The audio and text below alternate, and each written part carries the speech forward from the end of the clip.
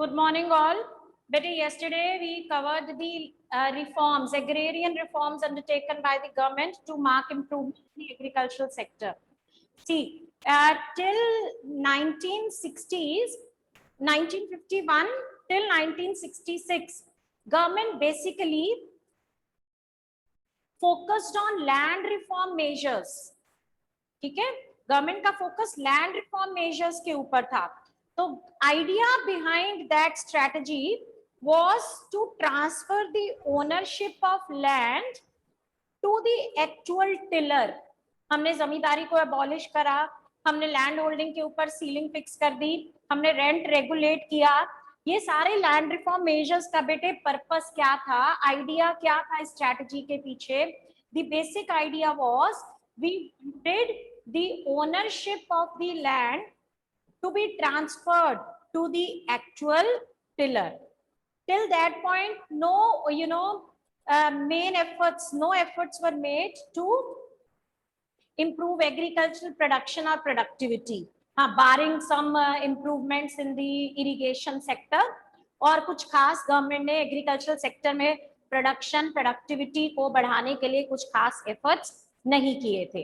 ठीक है, सो इस स्ट्रेटजी में शिफ्ट आया 1966 में, मिड 1960s में. ठीक है, when the government adopted new agricultural strategy, right?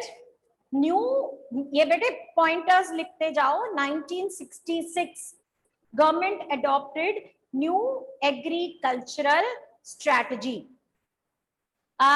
उससे पहले इंडिया जो थी, it was facing the acute shortage of food grain, but with the adoption of new agricultural strategy which resulted in green revolution, India became an exporter of food grain from the importer of food grain.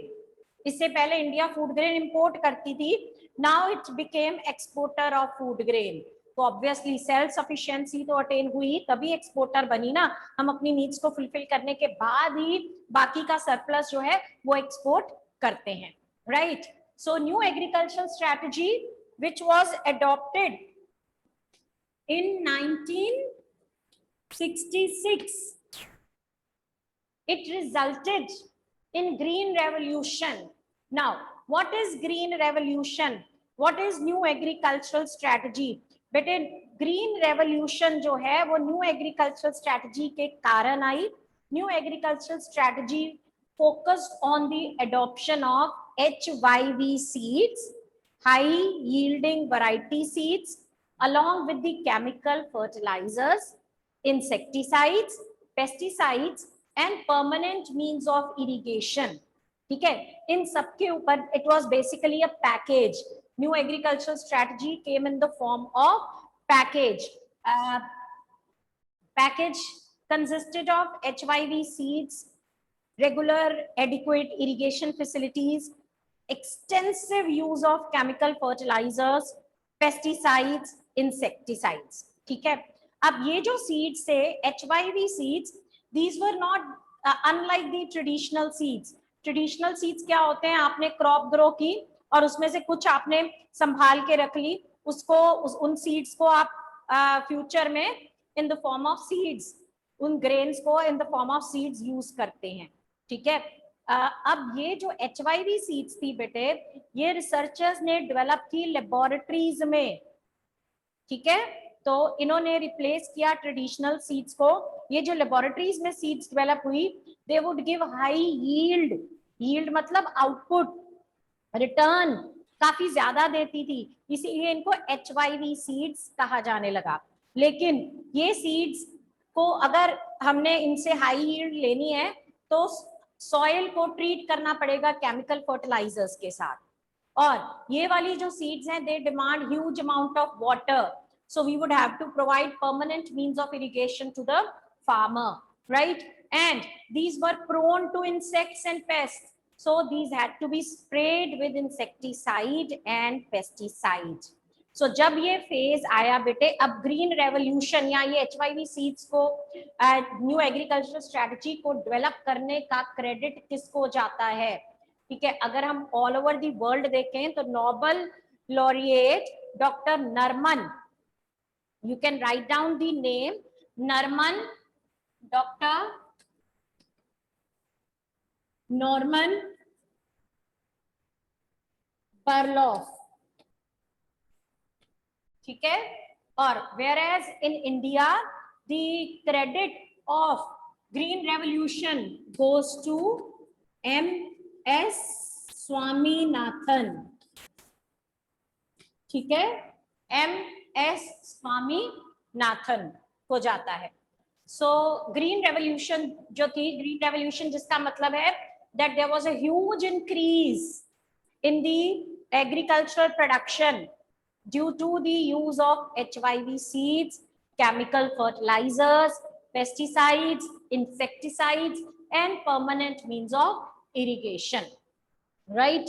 So this is what we know from green revolution. Green means relating to agricultural crop, revolution means एक क्रांति, एकदम से एक बहुत ज्यादा drastic change. So there was a spectacular increase in the agricultural production and that was due to the use of HYV seeds, chemical fertilizers, pesticides. So this phase came to be known as green revolution. In India, bete, green revolution came in two phases.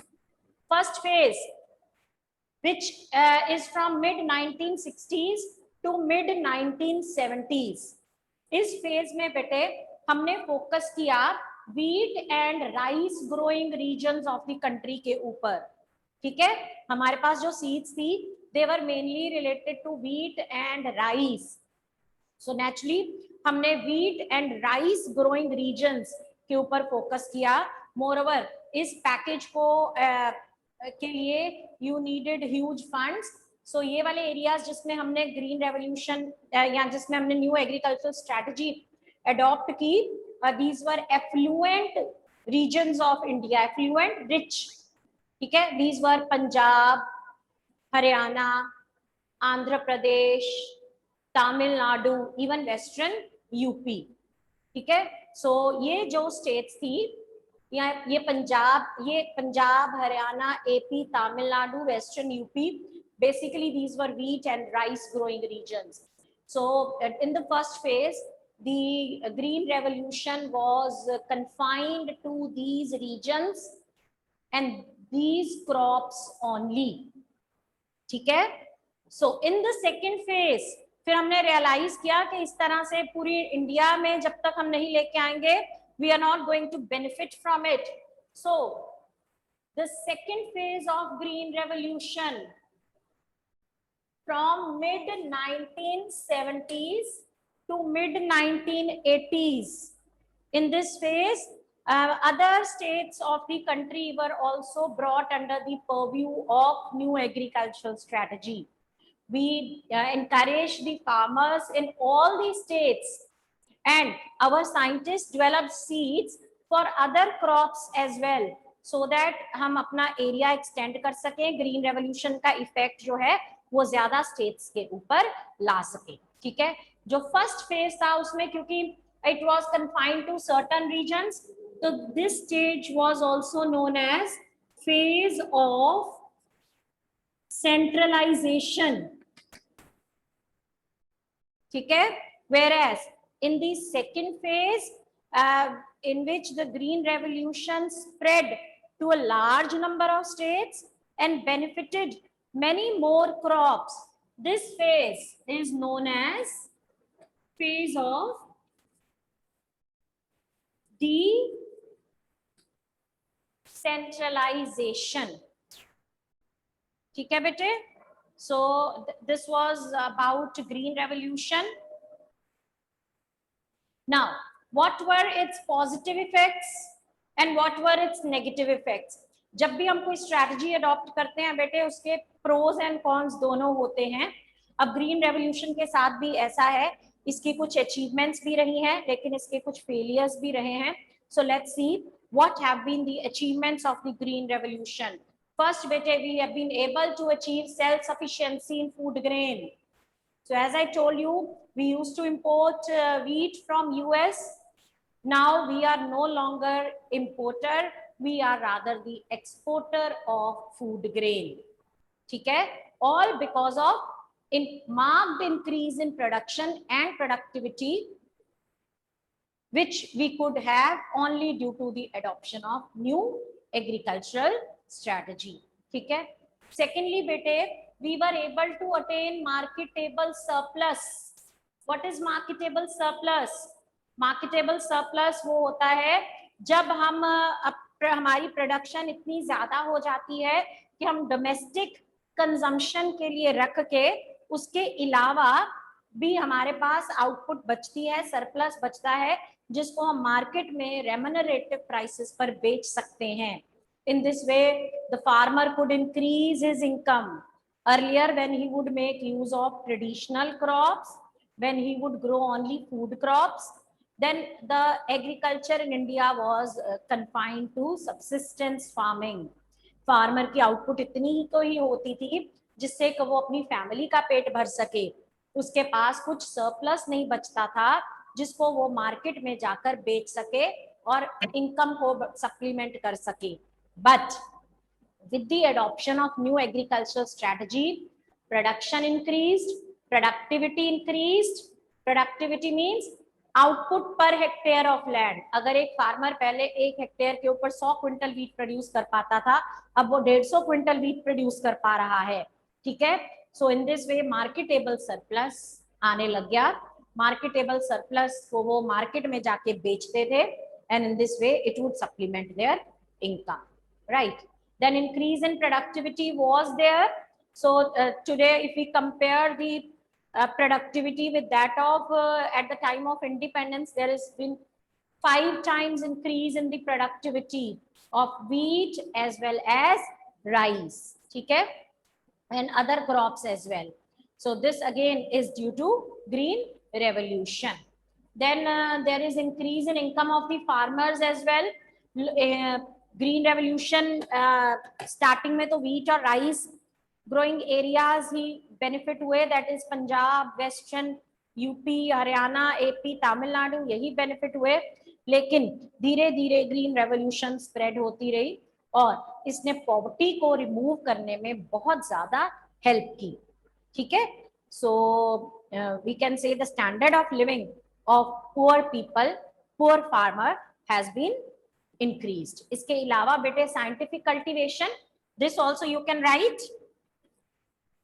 Scientific cultivation, आज अगर हम scientific cultivation कर रहे हैं तो उसका credit green revolution को ही जाता है. The making use of scientific cultivation is the consequence of green revolution.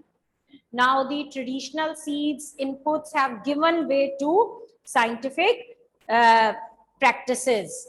ठीक है, we are making use of HYV seeds, chemical fertilizers, tractors, all these have been made use of today.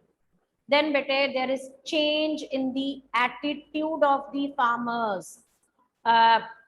This is one of the healthy contribution of the green revolution.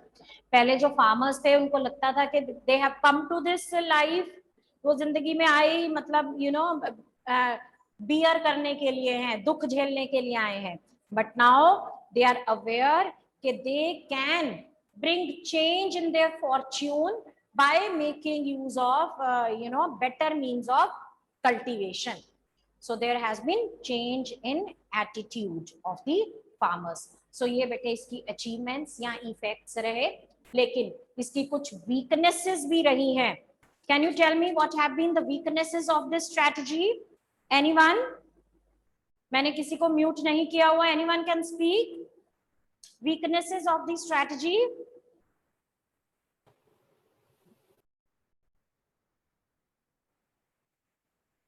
Green revolution की weaknesses क्या रही हैं?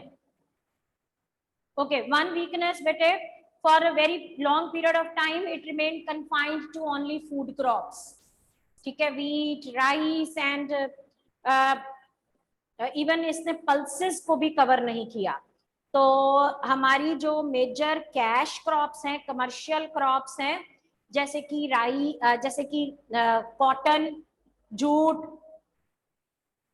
Oil seeds, ठीक है, इनमें production जो है बहुत ज्यादा नहीं बढ़ रही है. Okay, one answer I got from Moulik. Yes, high prices of HYV seeds. तो बेटे क्योंकि HYV सीड्स या HYV सीड्स हम अकेले तो यूज कर नहीं सकते. फार्मर कहे कि चलो मैं ऐसे करता हूँ कि मैं HYV सीड्स खरीद लेता हूँ, लेकिन मैं मेन्योर से ही अपनी सॉइल को ट्रीट करूंगा, तो उस केस में HYV सीड्स भी आपको ज्यादा यील्ड नहीं देगी.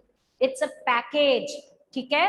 तो only HYV seeds along with chemical fertilizers and insecticides and pesticides, बेटे this was an expensive package, so small farmers, poor farmers could not afford it. Only rich farmers could afford it. As a result, rich became richer, poor remained poor. So this led to inequality among the farmers, right? And another answer again I have got from you people, only limited coverage. Okay, it was confined only to a few states, wheat and rice growing regions.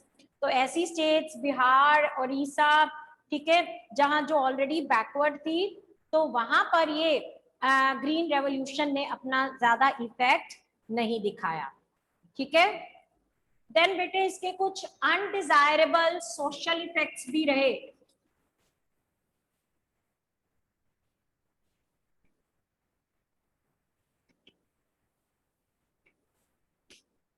Like pollution, ठीक है, insecticides, pesticides. बहुत सालों तक तो बेटे हम और हमारा फार्मर खुश रहा कि प्रोडक्शन बढ़ रही है, कंज्यूमर खुश रहा, उसको कम प्राइसेस पे मिल रही हैं चीजें. लेकिन over a period of time we realize that we are eating poison, we are consuming poison. Our air is being polluted due to the use of insecticides and pesticides, and due to making use of chemical fertilizers. Okay, one answer is, ma'am, can this be a limitation that after green revolution? Okay, just let me check.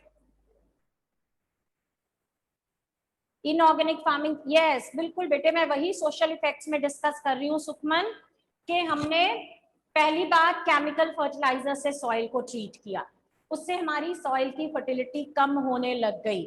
ठीक है, chemical fertiliser is just like it would give you instant result देगा, लेकिन उसका जो long run effect है बेटे, उसके करके सॉइल की फर्टिलिटी जो है वो कम होती जाती है. राइट. सिमिलरली हमारा वाटर लेवल बहुत ज्यादा कम हो गया, क्योंकि HYV seeds demanded huge amount of water. तो आज देखो पंजाब जो है इसमें ग्राउंड लेवल सबसे लो है, यूजेज ऑफ केमिकल फर्टिलाइजर सबसे ज्यादा है, और इंसेक्टिसाइड और पेस्टिसाइड के इस्तेमाल के करके हमारी एयर पोल्यूशन बहुत ज्यादा है.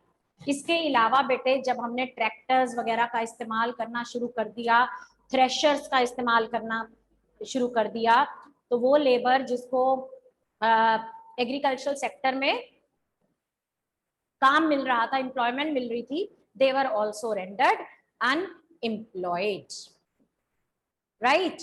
So till now we have discussed the achievements as well as weaknesses of green revolution. Okay, last topic in this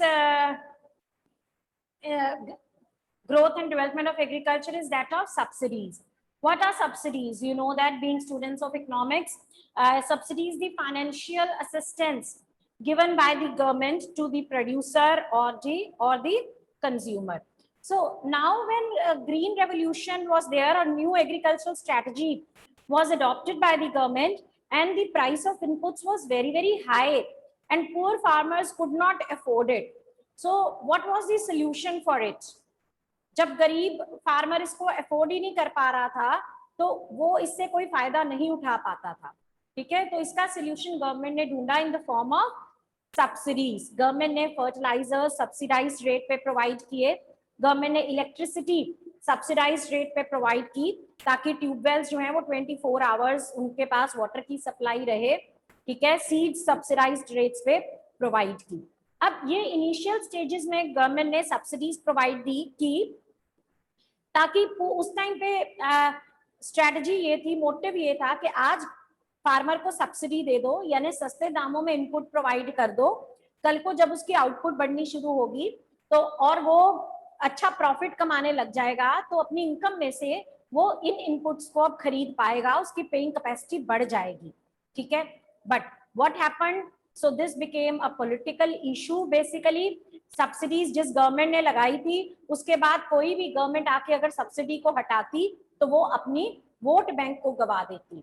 ठीक है, तो आज तक जो है सब्सिडीज चल रही हैं। So now there are two schools of thought. One school of thought that subsidies should be continued. Another school of thought, subsidies should be discontinued. तो जो कहते हैं कि सब्सिडीज होनी चाहिए, उनके फेवर में वो ये कहते हैं कि ये जो सब्सिडीज हैं, इसके करके जो इनइक्वालिटी है रिच और पुअर के बीच में, वो कम हो जाएगी। ठीक है, सो ये सब्सिडीज पुअर फार्मर को प्रोवाइड करनी ही चाहिए।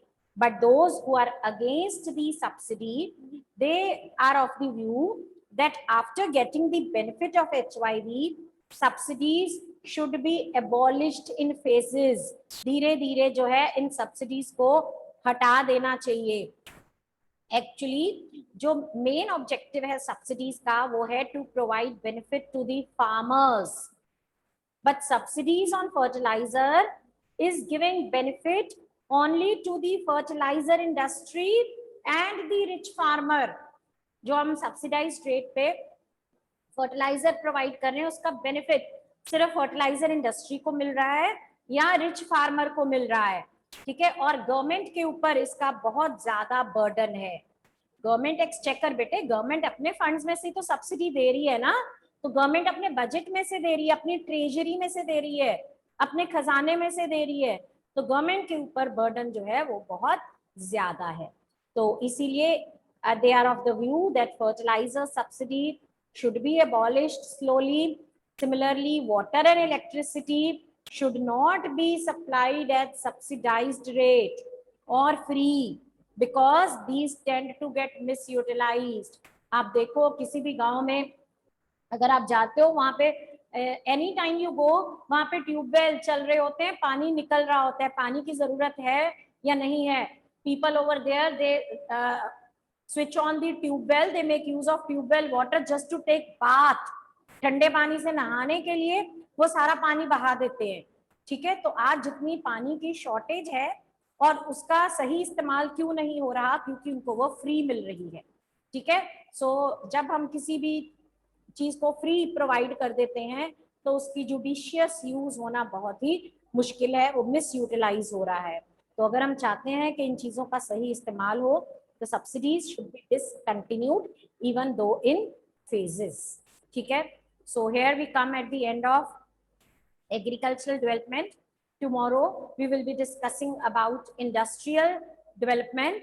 इंडस्ट्रियल डेवलपमेंट में भी हम बेटे इंडस्ट्री की इंपॉर्टेंस के बारे में डिस्कस करेंगे, how industrial sector is important for our economy, then क्या पॉलिसी गवर्नमेंट ने अडॉप्ट की, जैसे इस तरह से यहाँ पर हमने एग्रीकल्चर डेवलपमेंट के लिए न्यू एग्रीकल्चर स्ट्रैटेजी अडॉप्ट की, वहां पर हमने इंडस्ट्रियल पॉलिसी 1956 जो है वो गवर्नमेंट ने अनाउंस की थी, तो उसके बारे में पढ़ेंगे, उसका पॉजिटिव इफेक्ट, उसका नेगेटिव इफेक्ट वो पढ़ेंगे। ठीक है, अभी तक के लिए यही है। अगर कोई डाउट है तो यू कैन आस्क।